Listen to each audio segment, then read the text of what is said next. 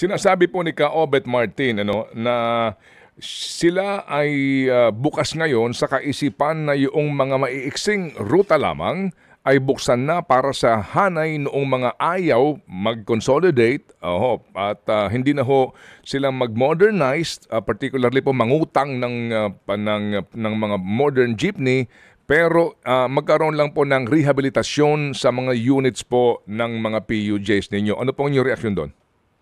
Sa atin, certain ay dapat hindi hinampasang mga no? Na karapatan ng mga ating mga operator na bumiyay sa tamang mga ruta. At so sa naman ng rehabilitation ay matagal na po natin sinasabi sa gobyerno yan sa balangkas ng modernization sa ilalim ng rehabilitation. Hindi kailangan na bumili tayo ng ubod ng kamamahal ng mga sasakyan.